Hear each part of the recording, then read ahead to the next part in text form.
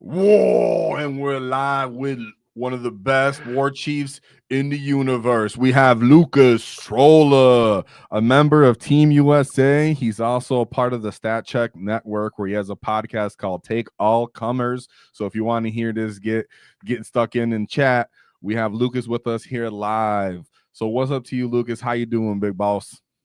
What's up, dude? Good to be on the show. I've been a longtime fan, and so it's good that we finally coordinated. got a chance to chat about Orks, the best faction in 40K, and it's not even close. Absolutely, dude. And I've been watching you since we started the channel, and I remember your old six trucks and the tracks list and everything. So you've always been exciting. So very humbling to hear that you like the channel. But today we're gonna talk about your performance at the Dice Death GT, and also just get to know you a little bit and your thoughts about the greenskins themselves. So one of the first questions I wanted to ask you is why orcs, right? You don't really see too many high-end competitive world-class players leaning into orcs, which are seen as kind of a chaotically fun, humorous faction. So why orcs? So this goes back to what got me into Warhammer in the first place. I'm in my mid-20s right now, and I started playing Warhammer when I was like 9 or 10 years old.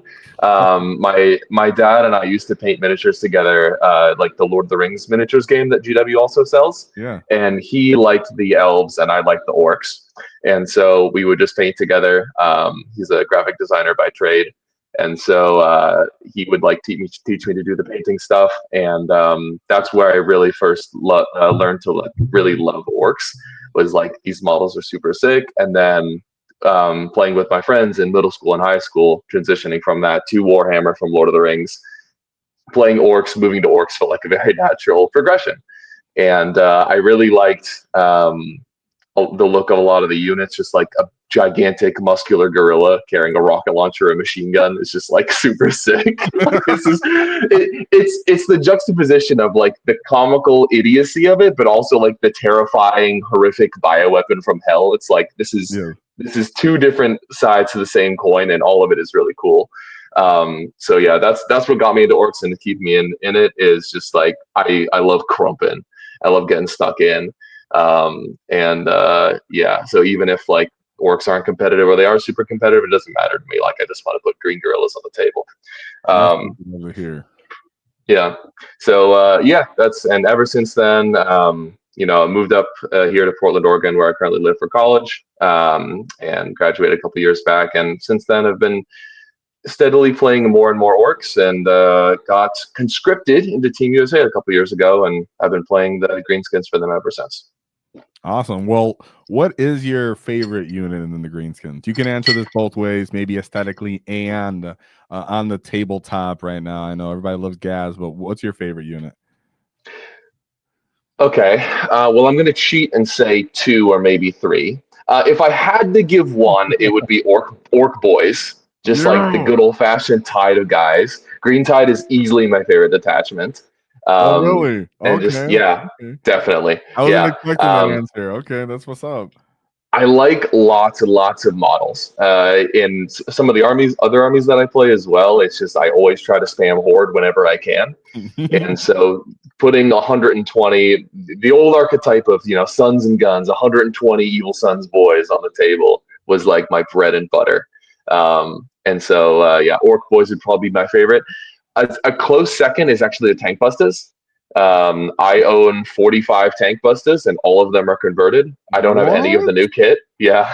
it's What? That's outrageous, dude. That's So a big what you win. do, this is a little Respectful. hack for people that don't want to buy the admittedly very cool Tank Buster kit, is you buy the Burners and Ludas, which is a really old kit, so it's actually pretty cheap.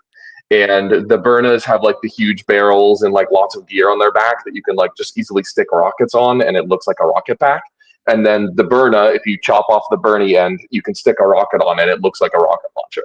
So you can build yourself lots of converted Tank Busters really easily. So yeah, I own 45 tank busters because orcs with rocket launchers is fucking cool. That's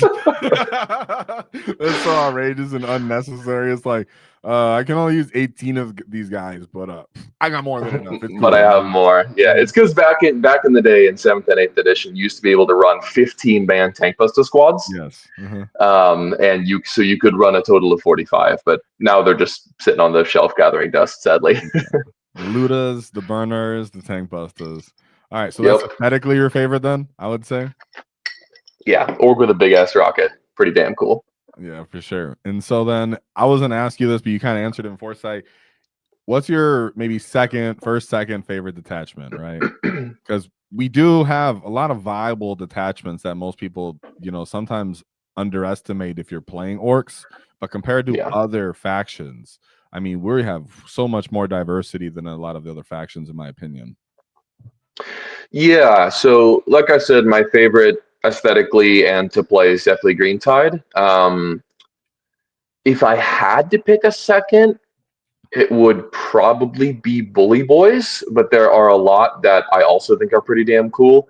I think the thing that draws me the most to Bully Boys, and also to Green Tide tangentially, is it's the toughness, the native toughness, right? Like Bully Boys wants you to play Mega Knobs and Knobs, which are some of our tougher data sheets, and Green Tide lets you play Orc Boys en masse with a permanent 5-up invuln. Like orcs being tough is really, really cool. So those are the reasons why I like Bully Boys and Green Tide the best. But like you said, there's so many other cool detachments that are each trying to do their own thing. Like if you want to be the Blood Axe, Tack Brigade is really good. If you want to be the Goth and just hit hard, Boar Horde, as we all know, is really good. Yeah. Speed Freaks, also a little bit more fringe, but pretty damn cool. Speed Freaks is legit. And so it's really just like one or two detachments that are like down in the doldrums a little bit, unfortunately. But this is something I always try to espouse to every orc player I meet. It's just like play whatever calls to you. Like if you really, really like Speed Freaks, just play it. If you really want to play big hunts because you love Speed Snaggas, that detachment's not bad. Certainly not our best one, but like there's some sauce in there. Yeah, that's what the whole point of our WAAAGH Wednesdays is, to promote the diversity. And sometimes I think people think I'm blowing smoke up their butt because the vast majority of people are playing Warhorde. But no, the other detachments are legitimate, even from the perspective of top players. And what it seems like, in my opinion, which is why I also like Green Tide a lot too, is Green Tide and Bully Boys impose their will just through their presence to a certain degree, where you're like, I'm here, you have to deal with me. And that's how orcs really function in the lore for the most part. They're not always cunning, they're not always in walkers. They're generally just like, I'm here and deal with it. They announce they're coming and they get in your face. So that's pretty sick. But what I was going to ask about is the orc peak potential, right? Going off from what just we love, what is their actual peak potential? We've seen them performance at Worlds. They're notoriously known for not being that reliable. I know John Lennon's hilarious because he always makes fun of how they're not reliable. And so, and then you got Michael Mann like, come on, I love my orcs. So it's great. Michael Mann, you do sound like that. No, I'm kidding. But yeah, so what do you really take us for in the, our peak potential? Be honest, it's all good. But, we're just talking it out. Yeah. So if you want to go to a tournament and win it, I think really the only detachments that you should be considering is probably Boar Horde.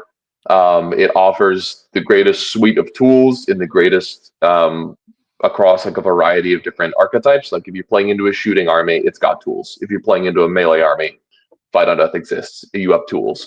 If you're playing into a board control stuff army, you have volume of attacks with sustained. You have tools.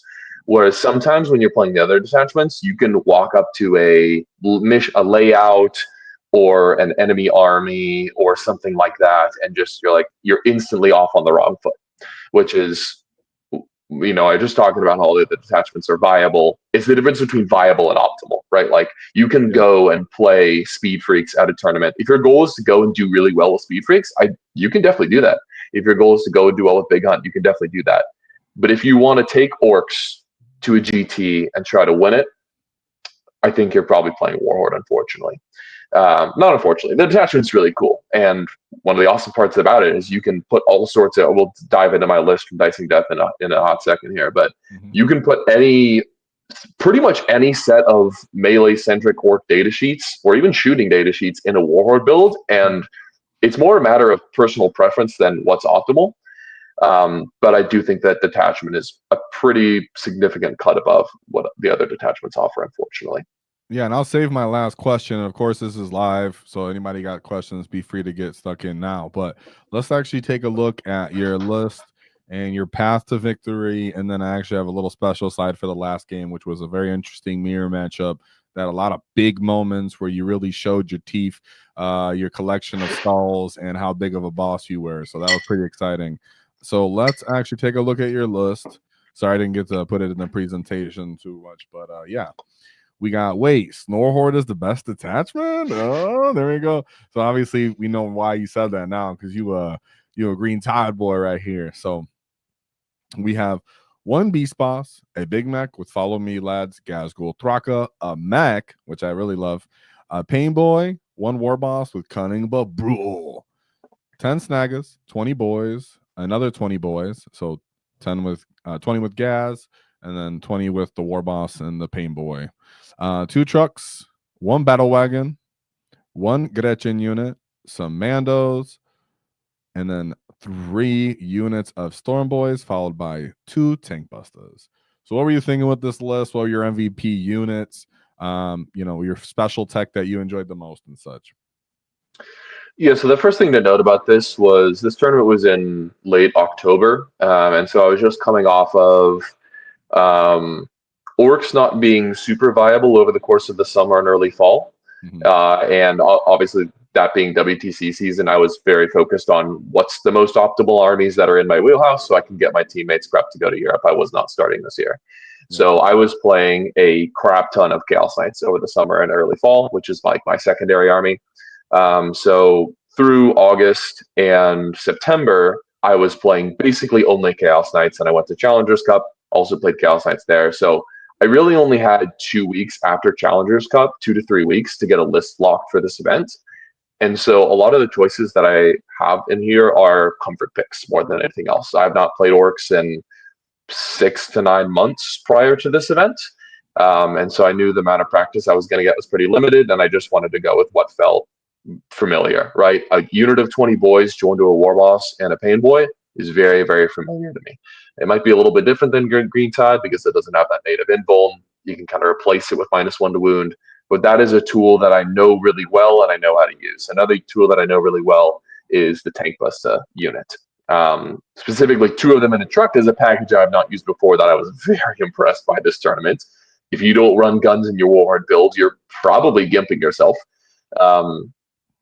But yeah, that package is really, really strong, both from a out-of-phase mortal wounds perspective, grenade access perspective, firing deck and trading early on perspective. That's another tool that was really impressive here for me.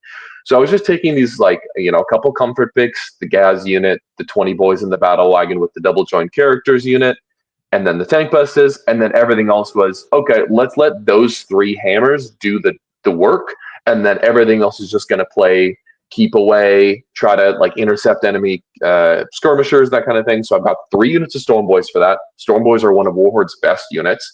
They use the stratagems incredibly well, and having something with native deep strike is really important.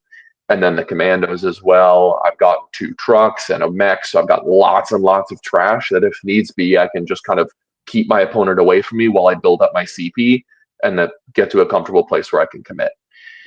So that's and then the Beast Snagger unit is the other kind of bridge between the 3 hammers and the rest of the trash. That's like a little bit more of a disposable unit. One of the things I like most about Beast Snaggers is that they're not reliant on the wall, right? Like they don't get a ton. They do get a lot from it. They like the 5-up invuln. They like the +1 attack, but most of the damage is tied up in that beast boss, and he doesn't really care about the wall at all. It gives him just 1 attack.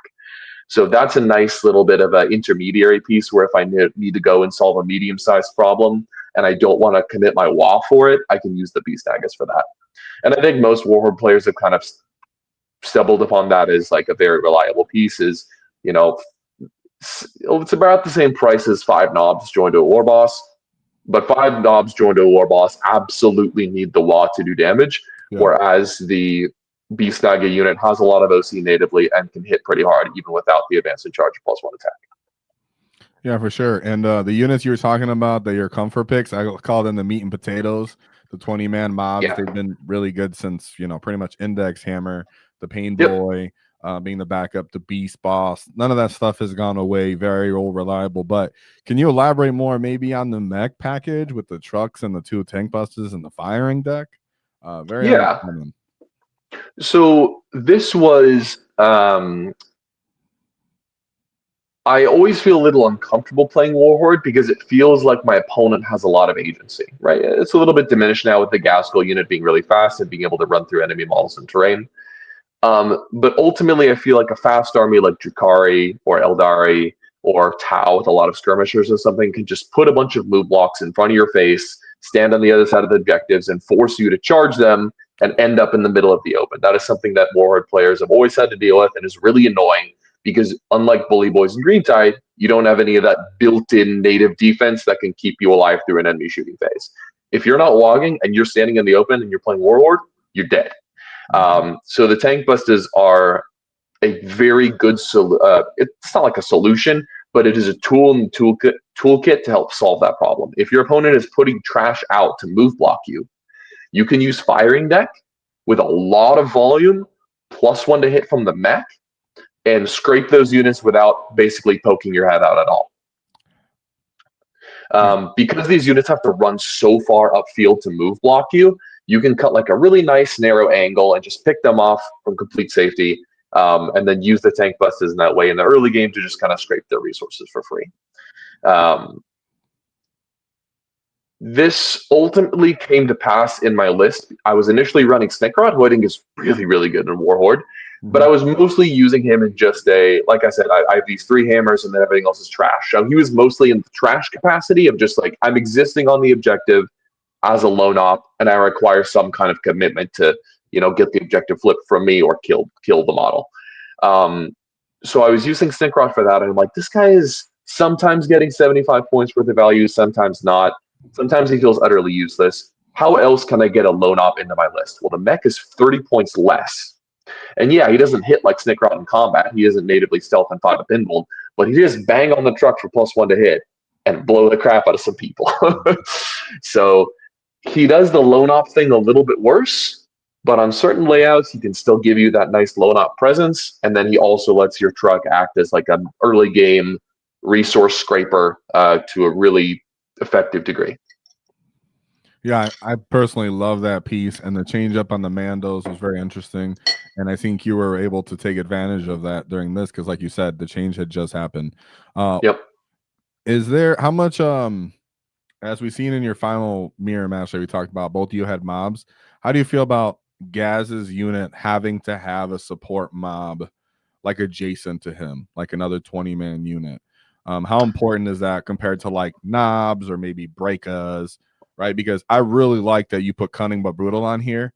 It really makes it so enemy has to now prioritize this and Gaz. They're like, oh, yep, on that one go turn. So how important is that other additional meat and potato unit?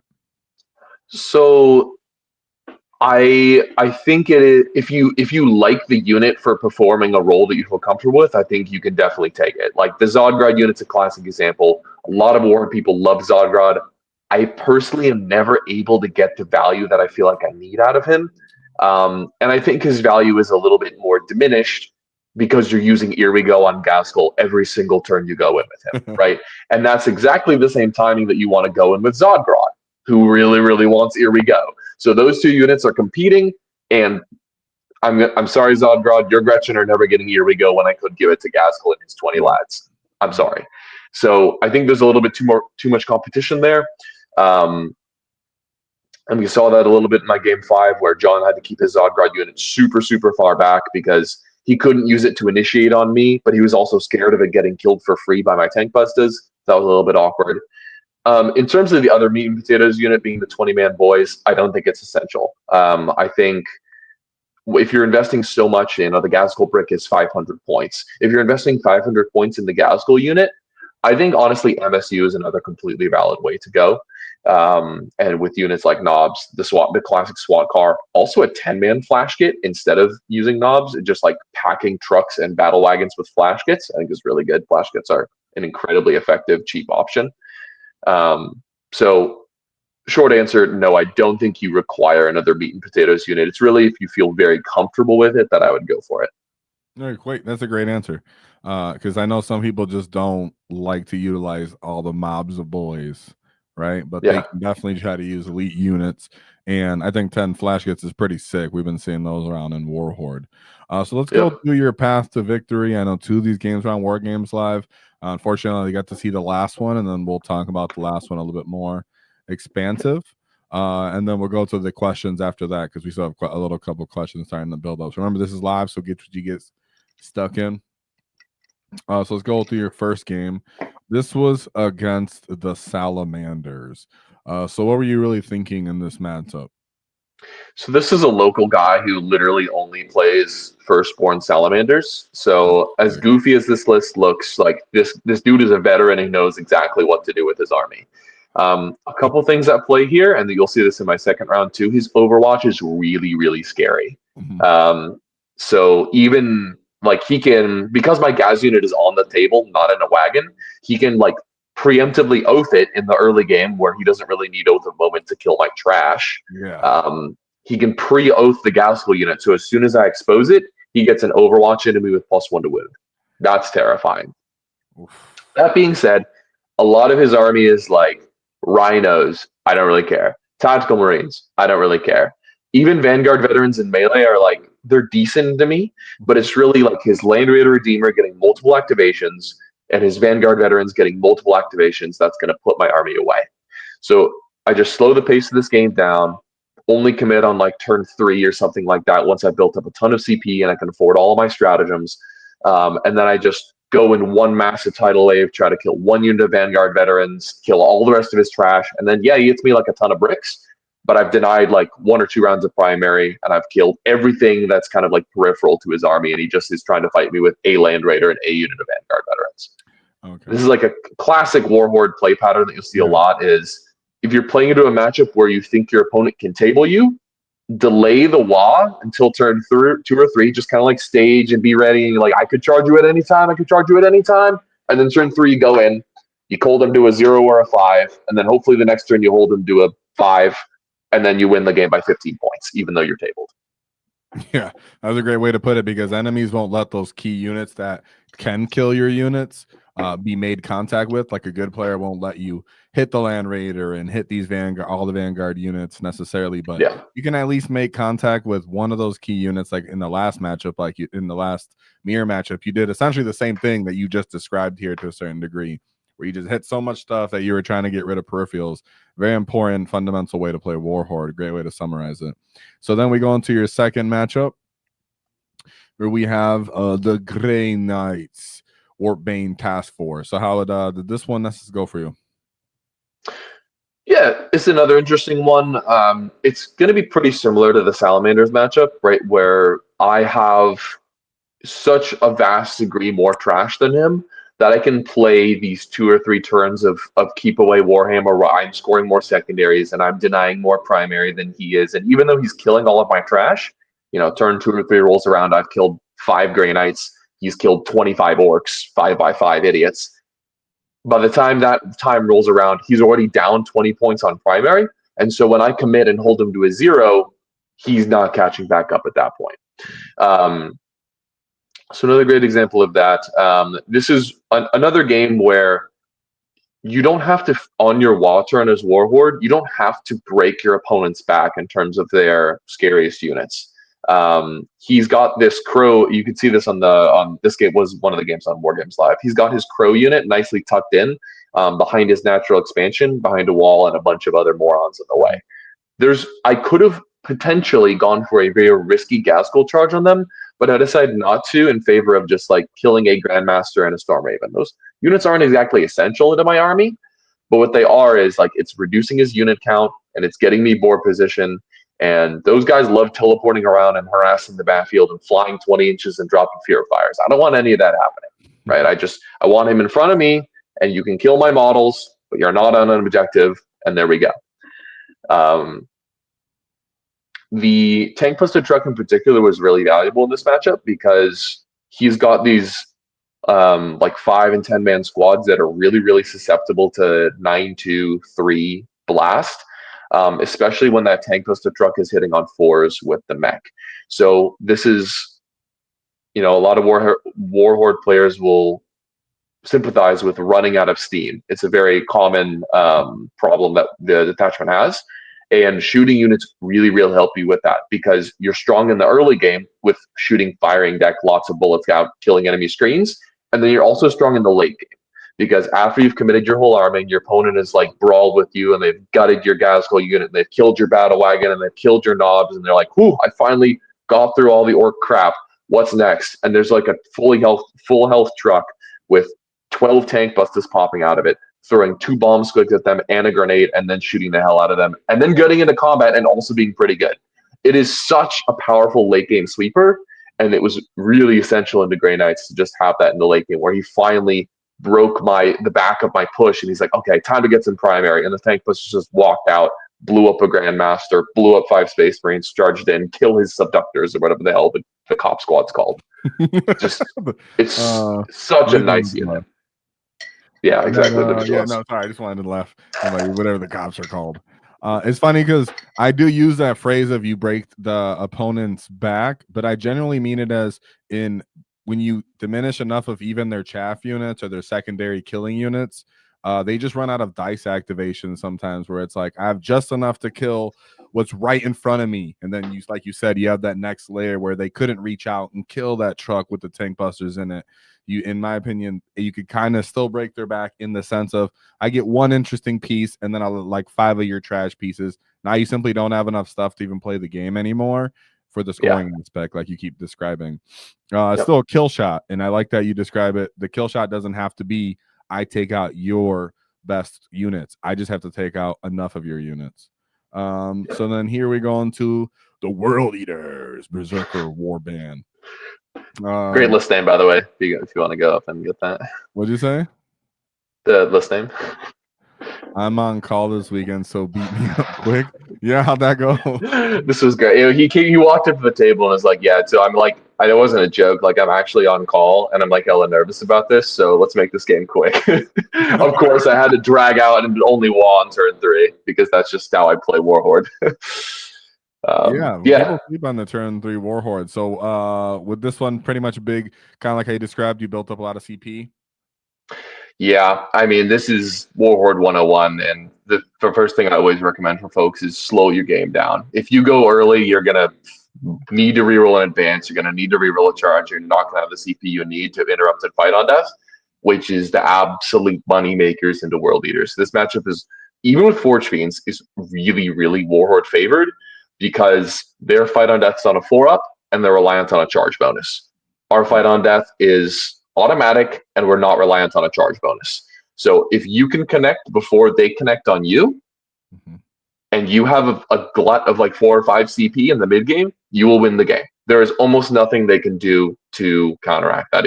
It doesn't matter if they're playing the MSU style like this. It doesn't matter if they're playing 40 Khorne Berserkers. It doesn't matter if they're playing 80 Khorne Berserkers.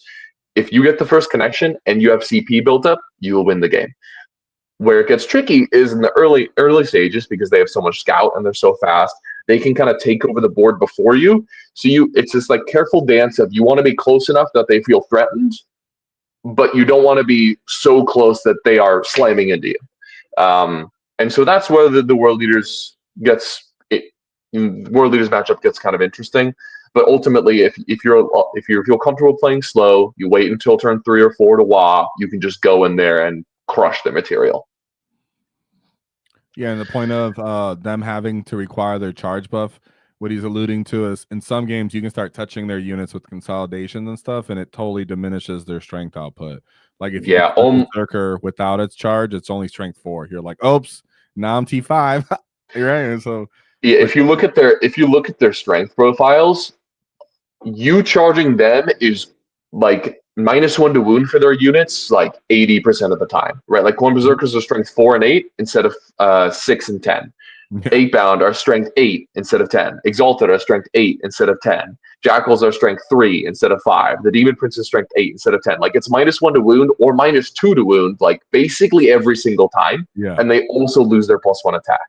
absolutely. If you have a battle wagon, like, oh my god, world leaders hate killing a battle wagon. Yeah, Other they than have Exalted to come 8-bound. out with Exalted great 8-bound will, yeah, exactly. But yeah, if for the rare builds that aren't running Exalted 8-bound, or maybe they only have one unit, your battle wagon is the linchpin to your strategy because it can go in there and just like absorb an entire world leader army for a fight phase. Which the is way you did sick. that, like you face planted a wagon into them, you're envisioning it. So Yeah, hopefully you splat. took him out of his misery fast like he needed. Then we moved to game 4, which was into Adeptus Mechanicus Yes, with the sir. Halo Creed, which is pretty fun. You know, they get to pick units and get kind of interesting buffs that can matter in this. So how'd you feel about it? At this time, there's a lot of questions about how does Adeptus Mechanicus play into Warhorde? Do we have enough stuff and activations? What do you think here? It's a scary one. This is a very, very careful game that you have to play where it's a lot about the positioning on the board. Because if I put my whole army in front of him, he will kill it all in one turn. If he puts his whole army in front of me, I will kill it all in one turn. So this is a game where we're both kind of jockeying for position. Neither one of us really wants to make a big push because if our push whiffs, then, like I said, we're just immediately dead. One thing of particular note that most AdMech players have transitioned away from lately is the Rust Stalker. Shane has 30 Rust Stalkers in his build. Rust Stalkers are really nasty for Warhorde. I mean, Infiltrators are as well because that unit's like 100 points undercosted. But anyway, so Rust Stalkers are really nasty because they're anti-infantry 3-up. So you can't use your -1 to wound to kind of turn off one of their activations. And so and they're also really, really fast. So they're like comparably fast to the Gaz unit. So you got to be very careful about not letting them like get in there, initiate, and break your back because you can't use a -1 to wound to turn off their offense. They'll just oath you and reroll 1s to wound for a strat and just crush you. So really what you're looking for in this matchup in particular is an opportunity to initiate on their Sicarians and get a good contact first. So on GW train, this can be a little bit challenging because of like 1-inch charge blocking and they've got a bunch of trash in the way. Your shooting units are really helpful for this because AdMech trash tends to die really, really fast to your flash kit and your tank buster trucks, especially with +1 in it. So it sometimes has stealth, but they don't have very good saves. So if you just shoot 30 shots of flash kit out the top of a truck into a squad of I forget what the dogs are called, the 3 horses, the ponies. Yeah, thank you. Yeah, it's just 3 guys with a 4-up armor and 2 ins. You can just delete them. If they throw 5 Sicarians or Rust Stalkers out there to do some skirmishing, that's another unit that you can just pick up with the +1 hit firing deck. So you're looking to kind of scrape some of their trash early on, and then you're looking for them to make a mistake with where their Sicarians are standing. Very often, AdMech players will be a little bit greedy because they're so fast and put their Sicarians kind of like just behind their ruin, but in a space where you could potentially still charge them with something like the Gazbo unit walking through models. And you're looking to get in on them. Because you have fight on death, you can always like go in, kill 10 Sicarians, the other 10 come in to respond to you, and then you fight on death, and that's kind of like a trade-up. It was a scary one, because if he ever does that in reverse to me and gets the first swing on me, the game's instantly over. So it's just a very careful melee positioning game where both of us are just terrified of the first punch. Yeah, you must have done great positioning here because I know they can pick a Creed unit to essentially get plus some speed. They can get advance and charge, and then they can get buffs if they're near battle line to get even faster into their charges. So they can stack all of these speed bonuses. Don't require a character, 150 points, and like you said, the profile on screen, they will definitely devastate an orc unit. So great job with that contact. On that one, because that's a crazy, and like you mentioned here with the Cerberus Raiders, they scout 9 and then they move 12. So if you don't have guns, you essentially just like have to charge into now firing lanes or exactly where the AdMech guy wants you to clean them. Exactly. Like Luca was saying, having the mech and the truck, and he alluded to this earlier, like 5 minutes ago, where he said people come so close to blue block you that you don't really have to fully expose yourself to gain that line of fire. And I feel like you were thinking about these Cerberus Raiders, because that's exactly what happened when I played them. They came up and they're like right in your face because they move so fast. And so, great example of what you were just. And then I just wanted turn 2 rolls around, and they have Taraxi that are deep striking and fire invading. Like, it isn't just a 1-turn problem. Like, it's 2 or 3 turns of move blocking. You're going to be completely penned in if you don't have a shooting unit. Right here, there's here we're talking about they move, shoot, bunch of flying boys, T4 as well, so they could take some saves. So like you said, great job on mentioning those guns. I'm sure they were very important in that, because you have to charge into those screens. Those rust stalkers are going to take your head off.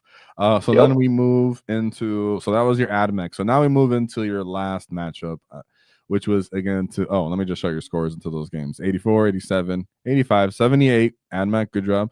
And then we go into the green skin on green skin brawl. So I have some pictures of this one, guys, that I wanted to talk over, because there was crazy back and forth roller coasters on this one. It was on War Games Live. But shout out to War Games Live. You can watch this. I had a great time watching this, and people who were watching it live also were saying it as well. Like right here, we're saying in chat, love watching Lukas game live. One of the channel members. So Arcane, our boy. So let's take a look. Shout out to Jonathan. He did comment on the video after, so he might see this too. You're a great sport too. You get. So let's take a look at Jonathan's. Oh, this was your list. Jonathan, you're gonna see that. We'll see his. He just had another green skin. But he had similar stuff, but he had a shock attack gun and Snickrot and Zod. So what were you thinking going into this matchup? And then I'll pull up some of the pictures I had so we can go through some of the key moments. But what were you thinking going into the Orc mirror?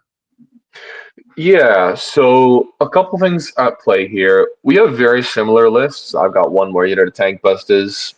He's got like 2 flash kits as a replacement, but we have that kind of similar shooting core where we're both posing a credible shooting threat, but we're not like tabling each other with shooting.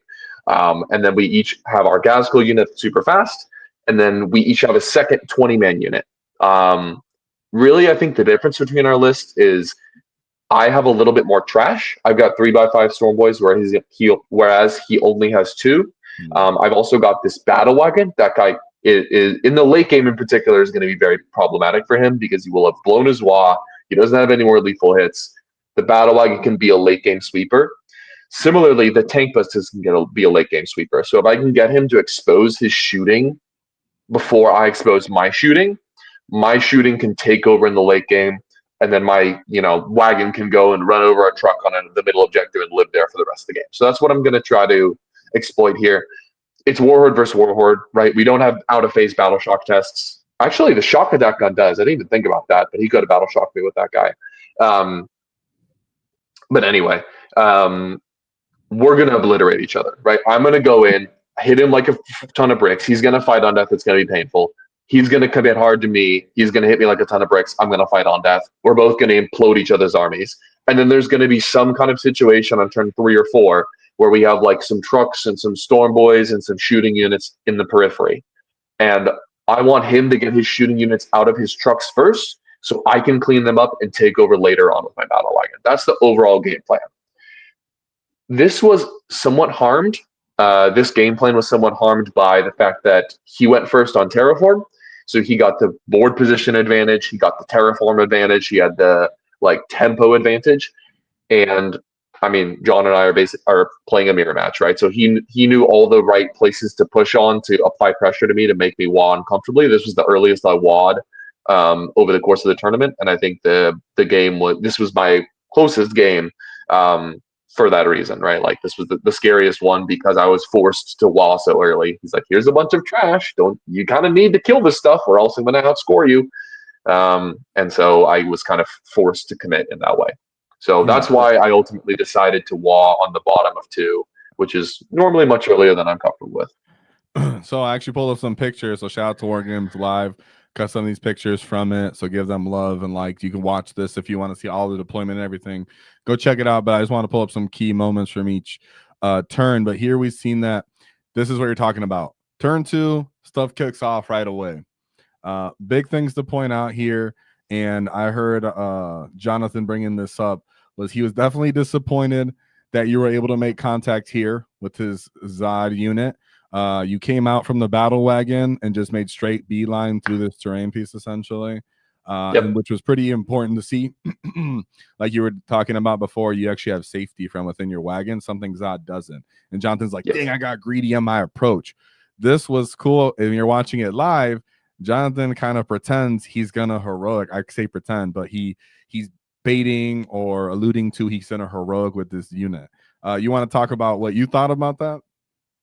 Yeah, so ultimately, when the WAAAGH is not active, Warhorde units hit substantially less hard, right? So if I run in there and charge the Zodgron unit, first of all, all melee mirrors are CP battles. You need to be staring at the CP dice all the time. And if anytime you can force your opponent to spend a CP that they don't want to, that's a win.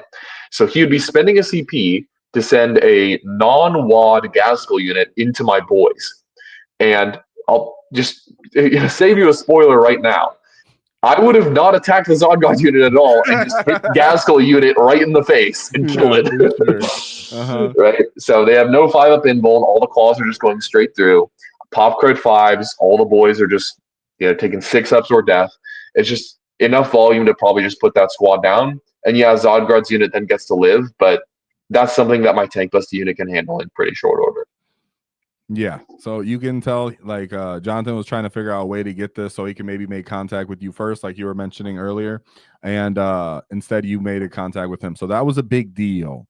And Jonathan, not that it was a bad bait, it's just when someone else is playing orcs, they know the outcome of that possibility. But what was interesting and crazy was you ended up failing this charge on the go turn, which was with your gas, your 20 boys just popping out, getting ready to get stuck in. And you fail, I believe, what, a 5-inch charge, 4-inch charge? It was a 4. It fell 4-inch charge with a reroll. While everybody was watching, like you said, you were just trying to make contact with all the little chaff units and like Mandos and stuff that he had here. And you just failed it. What did you think when that happened? Just straight up. So it was definitely a little bit upsetting. I really wanted to. I mean, the biggest. So it was. I knew I was still in the game because I had my CP partition for exactly this scenario. I had my 2 for an interrupt. I had my 2 for a fight on death. So even if things go horrifically wrong and I fail the reroll charge, I'm still sitting there and like threatening to do the thing that I needed to do ultimately. The biggest bummer ultimately was that the Storm Boys that are kind of off screen just below my guys brick here are able to jet onto my home objective and harass that for the next 4 or 5 fight phases. Basically, I cleared them out on turn 5. That unit, John's movement of that unit to that position was actually what ultimately forced me to WAAAGH. If they hadn't been there, I probably would have tried to delay another turn. But I knew that those guys were about to come in and kill my Gretchen and force me to allocate things behind me, which is what Warhorde absolutely does not want to do. It does not want to turn around. So that the presence of that unit there and threatening to here we go and charge into my Gretchen was what forced me to go in on this turn. And yeah, like you say, my Gaskell unit was not going to hit anything important here. It was going to be his 5 commandos, the 5 Storm Boys, the 2 trucks, and I think I had Assassinate this turn, so I was going to try to swing into Snickrod as well. Just kind of like peel up a bunch of trash and then try to win the Terraform late game. But that's not what happens. Instead, we get one of the scraps of all time. Yeah, which was wild. And then from here, though, propelled to a great game. I do have the Storm Boys in another picture, though, so don't worry. We'll be showing them. So once that happens, here's Jonathan's response. This is when he comes out. Now he declares his WAAAGH, which is important because it means at the bottom of turn 3, which is your turn, he's going to have his defense up and you won't, which is what people were starting to wonder. I do have questions about some things that were chosen here, and we'll discuss that. But one, he comes out to interact with this. If you're watching live, you're like, what is what? Just know these dudes made the charge on them. His gas surprisingly end up a little bit lower here. And what I wanted to ask you is, from your point of view, did you feel as though it was a mistake, or what were you thinking when he chose not to charge his Snaggers into your gas unit? In the moment, I wasn't sure what to think. After reflecting on it, I think it's pretty clear that it was a mistake, right? John, at this point, has more CP banked up than me, so he can afford to spend 2 to fight on death, because what he's worried about is my Gaskell unit interrupting and killing his Beast Snaggers, something that they will do during the WAAAGH turn. but he doesn't really need to be because his CP economy is stronger than mine. So if I spend 2 of my precious 2 remaining CP to interrupt, he can spend 2 of his not so precious 5 or 6 CP to final death with that unit. And yeah, it probably doesn't kill Gaskell's unit, but it really guts it. It basically removes all of the boys and probably the mech as well, and puts me down to just Gaskell. So I think honestly what happened here is the failed 4-inch charge but stun locked me and John, and we thought that the right play was not engaging Gaskell. Sure. No, the right play for Warhorde is always to hit your opponent as hard as freaking possible if given the opportunity. So he missed out on that here. I totally understand that. I've had that same thing come up where I just mess up and make that call and I overthink. Yeah. Well, things are going bad for him. Let me play a little defensively here and instead, he didn't make that call. As a Sofa Warrior, I was just interested in what your point of view there. I tend to agree, but Sofa Warrior is always the easier warrior. So this is when he comes out. He comes out to fight your Gits, and then we'll just go straight to the next picture here. This is how it looked at the end of it when he came out to play. So you end up fighting on death, as you mentioned. So now there's a big empty spot here where everything's dead. So Zod's gone from earlier. Your 20-man unit's gone with all the characters, and the fight on death took out everyone other than Gaskell himself from Jonathan. Yep. So this is how it looked at the start of your turn 3, where most of this stuff got deleted. He still has like a unit of tank busters in this truck with the shock attack gun. It was interesting to me how he still had like these knobs kind of back here and all these flash kits in 5-mans that hadn't kind of come forward either. But he was using them to kind of diminish all your units. So now he had like a big support push wave here. What were you thinking at the bottom of the start of this turn? So you look at this board state and you think, sorry, and remember your home. There's the objective. Yeah, there's those assholes back there. Stupid. This was happening the whole time. Yeah. So that fight, by the way, is really funny because when orcs aren't WAAAGHing, they're strength 4, and so the -1 to wound on a T5 unit of Storm Boys means you just like kind of wet noodle each other for the whole game. So that's what's going on back there right now. But win each other on 6s. But yeah, so you look at this board state and you think, okay, the home team here at bottom left, Lucas, is a little bit short on material. John definitely has more stuff on the board than I do right now. And very importantly, his wall is active and mine's not. And he has more CP than me, so it seems like everything's going in his favor. But remember my overall game plan. I need to get his shooting units out onto the board so I know where they are, and my shooting units can stay safe while shooting him back, right? His flash guts are already disembarked. They're starting to engage. They're now being threatened by my stuff, and they're going to have to respond accordingly. His tank busters aren't yet committed, but they will be shortly. Like they're going to drive into the middle next turn. That's what that truck is positioning to do. So his shooting units are either committed or about to commit, and mine are still nice and safe on my expansion, and they're going to be firing decking for the foreseeable future. That's great. What else is going on? Okay, the battle wagon is at full health, chilling on my expansion, and it's about to drive toward his DZ and the middle objective and be a massive McFrickin' problem for him in the late game. So I'm ultimately implementing my game plan here, even though like the CP and the material is not really going in my favor, and his WAAAGH is active and mine is not. So what do? I try to clean up the idiots on my home objective. It does not go super well, but ultimately the objective is kind of like contested or mine over the course of the game, even though those guys stay alive. Throwing those beast nagas, like I said, not dependent on the WAAAGH to do damage. So they're going to be a nice OC21 brick to go in, flip that truck, and get on the objective. We can see one of the things that really happened this game that I didn't appreciate while I was playing it until I rewatched it later on was, and this is one metric you can use for how to try to control your 40K games a little bit more when you're looking to win them, is how much of the fighting is happening on your expansion versus your opponent's. Right? On turn 2, I was threatening to charge his expansion. On turn 3, I charged his expansion. On turn 4, I charged his expansion and flipped it. On turn 5, I charged his expansion and flipped it.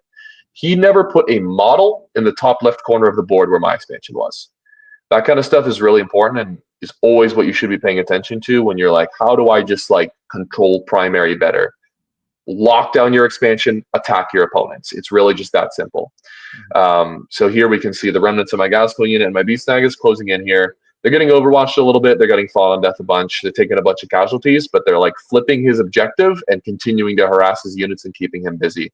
Whereas my truck is just on the expansion, on my expansion, controlling it, blasting away a firing deck, and just be like, come on out, commit your tank busters. I want to shoot him now. Yeah. This mech is giving this truck +1 a hit for anybody watching. And then Luca shot down this firing lane so he could see these snaggas who hadn't charged, like you mentioned earlier, and were standing on the objective. You've seen that opportunity, which was sick. And that's why I like layout 1. It feels kind of cool because in the beginning, you're not too crazy on firing lanes. There's like this long firing lane. And once you cross this, this stage at the table, and then you can start shooting behind the enemy, you took advantage of that. So I thought it was great.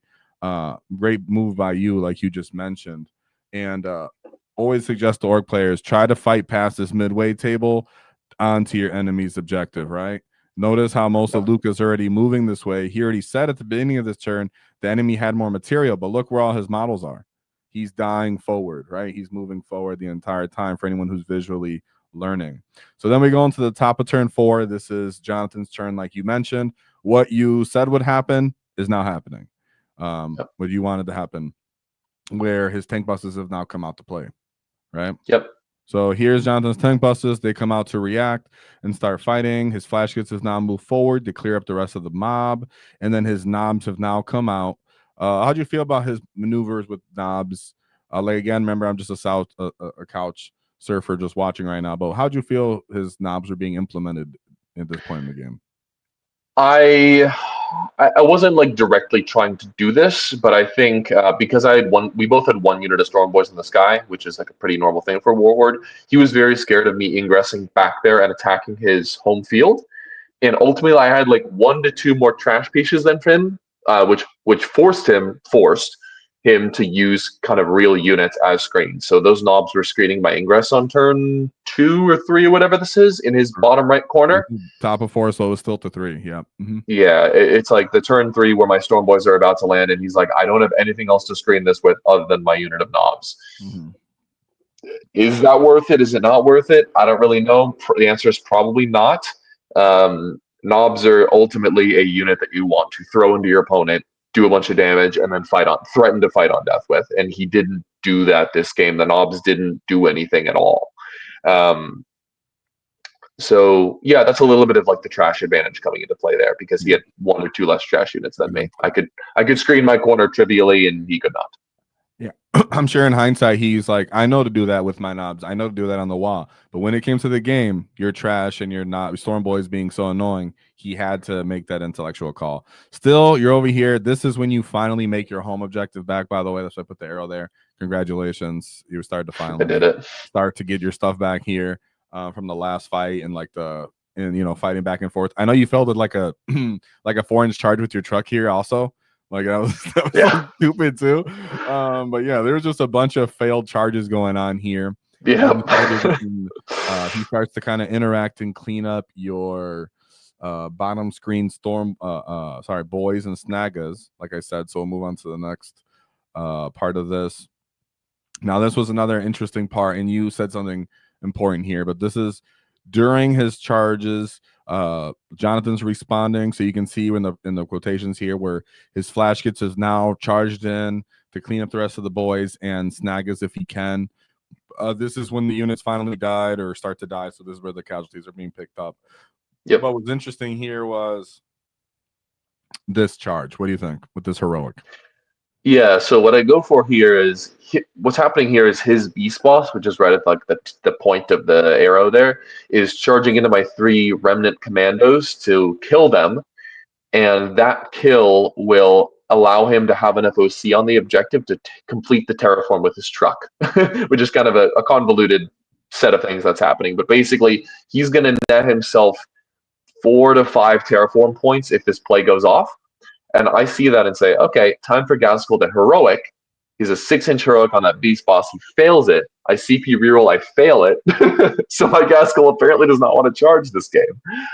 But ultimately, this ended up actually going in my favor, because although he does get those like 4 or so extra terraform points by flipping the middle terraform again, my Gaskell is now much further forward toward his expansion.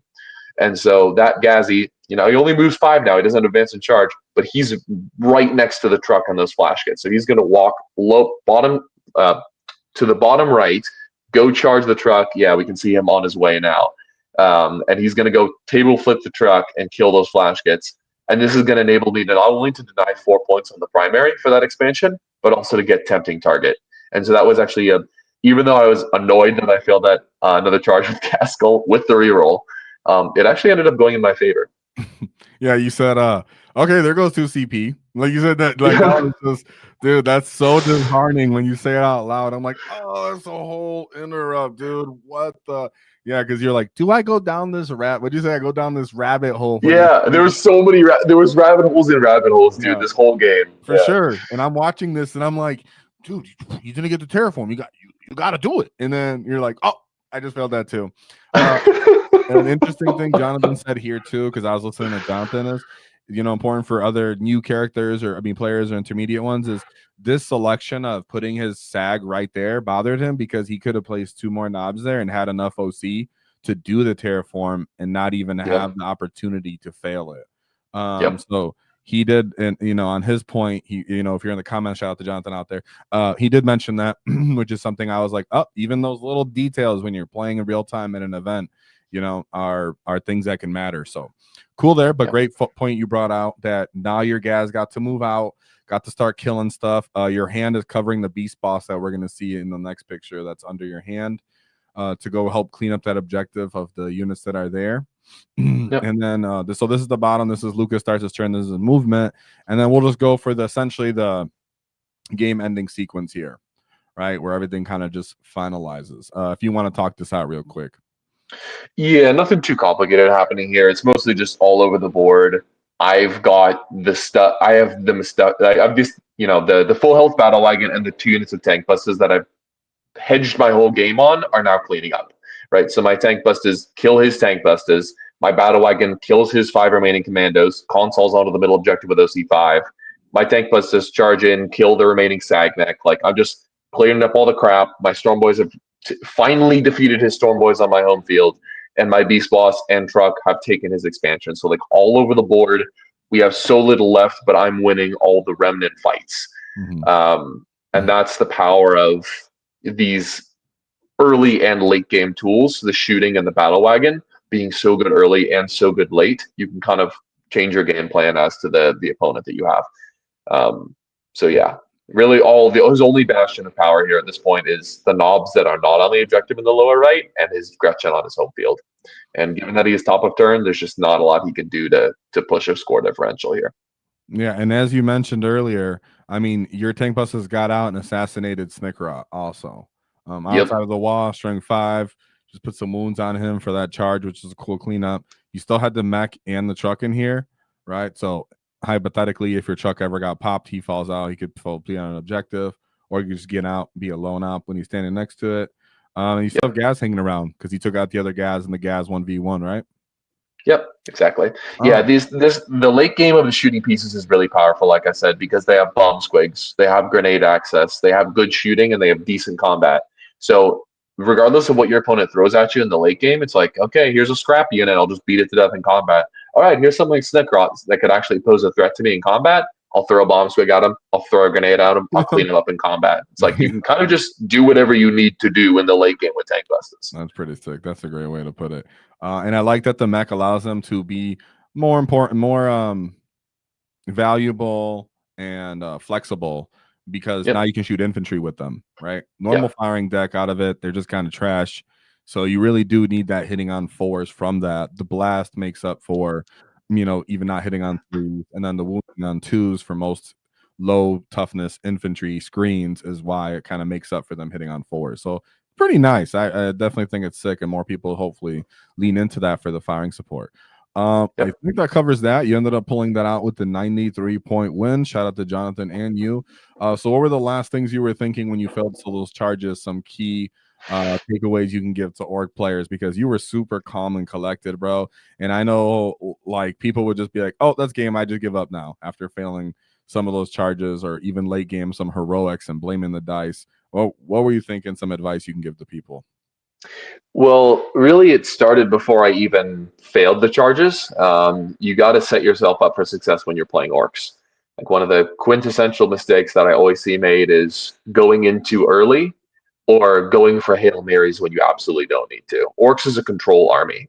where you're trying to control where your opponents are standing, control who's controlling it, who's scoring the primary points, control where they're needing to screen. It's all about like slowly throttling forward and then dealing a death blow.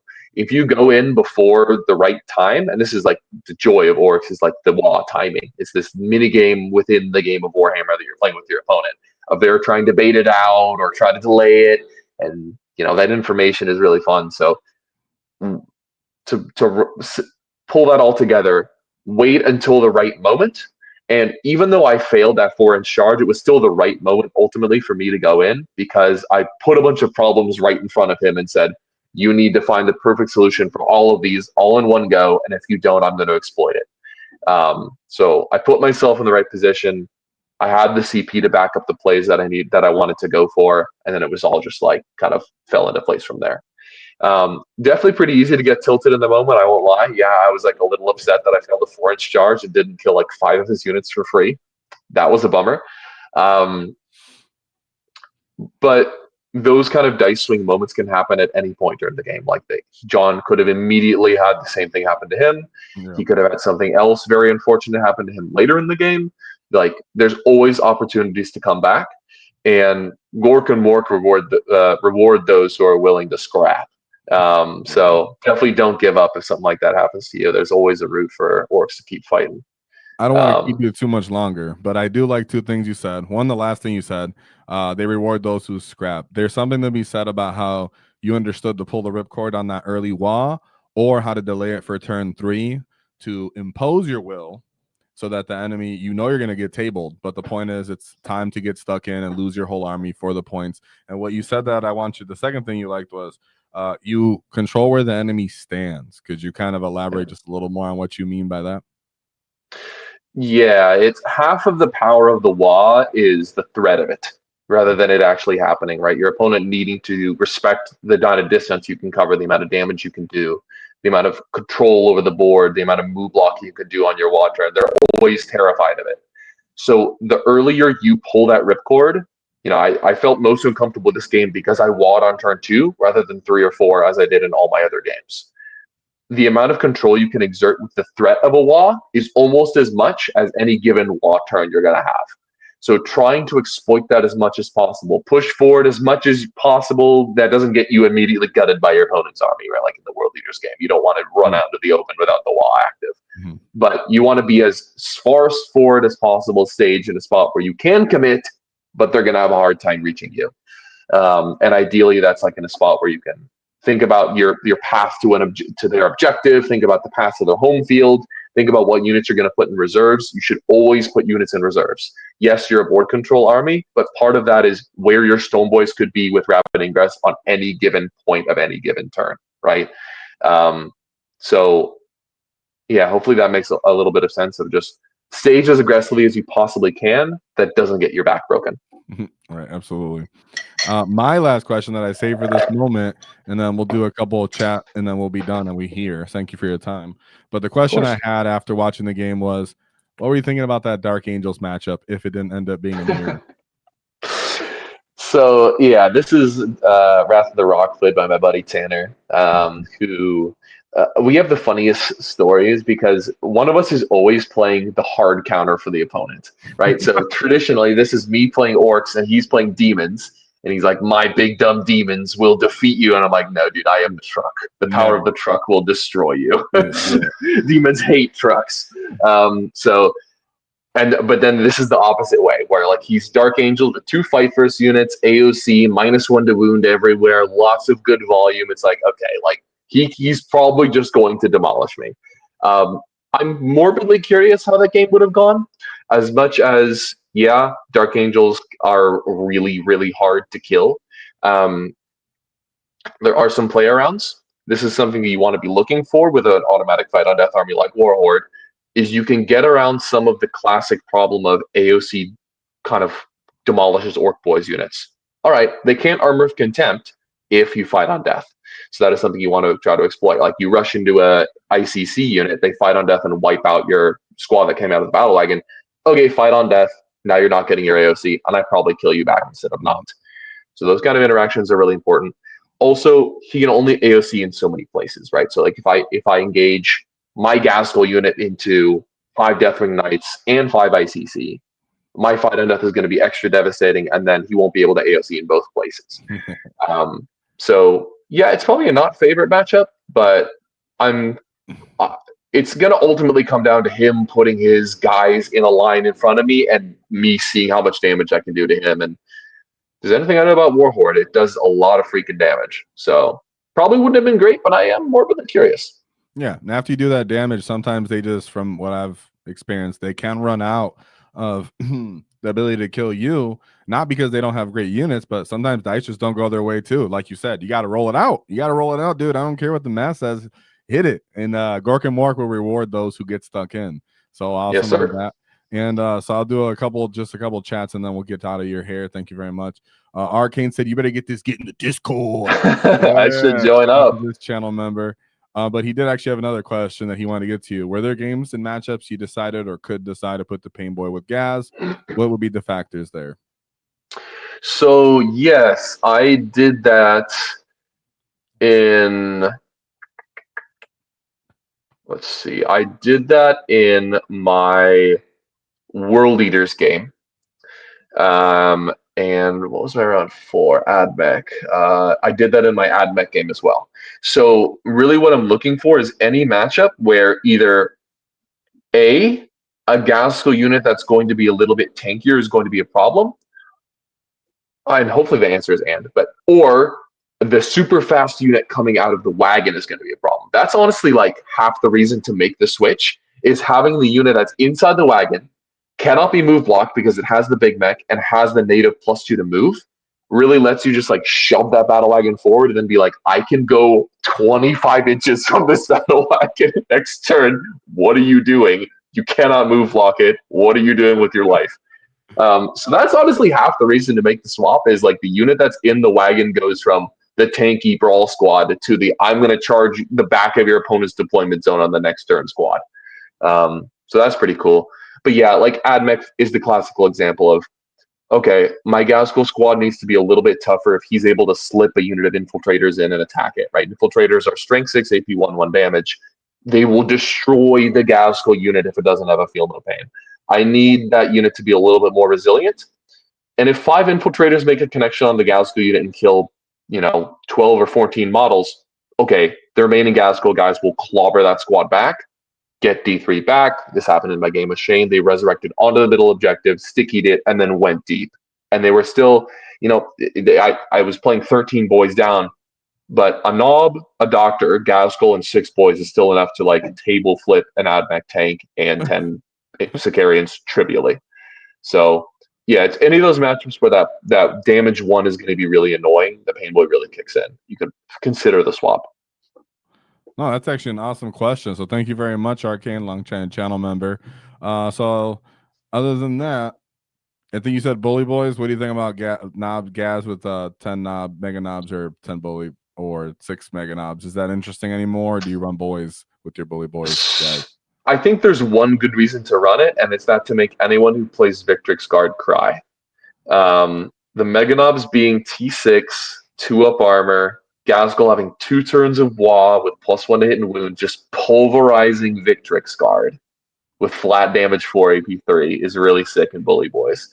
Overall, I'm a bit bummed, honestly, that he doesn't get that much out of his detachment. Like the 2 turns of Lethal Aura for knobs and mega knobs is like, I don't really care. Mega knobs are strength 13 twin linked. I don't care. It's okay on knobs, I guess. He gets 2 turns of Feel No Pain for his bodyguard. That's kind of cool. But yeah, it is cringe that of the 3 like punch you in the face orc detachments, Bully Boys is the one where Gaz is the weakest. But ultimately, yeah, Bully, I think you can play a stuff-based army. We were just running like 3 units of knobs, 2 units of boys, 3 foot bosses, 18 mega knobs, maybe some mega armored war bosses, definitely one with the deep strike enhancement, and then just like some trash. And you try to overwhelm your opponent with like number of moderate sized threats. That's really cool. Fantastic. Well, thank you very much for your time, dude. It was great. You're a great chat. Answered all the questions exquisitely, and it was very entertaining. Good. We had some good laughs. Any last things you want to plug or mention? Yeah, check me out on my show. Like you mentioned, Take All Comers. We're part of the Stat Check Network. It's not going to be only orc focused, but I'm an orcs main, so there will be lots of times where we're talking about orcs, and also some other cool armies. So yeah, come check us out and. Oh, let's go. Thank you very much, dude. It was fantastic. Like I said, watch you since we started channel. So it was a great time, long time coming for you to be here. Thank you for your time. It means a lot. Edwin Cho says hello. Nice to see It's you not a bad again. one. So with that being said, of course, there's always one thing to keep in mind is don't cross our wall because we'll knock your teeth out. Whoa.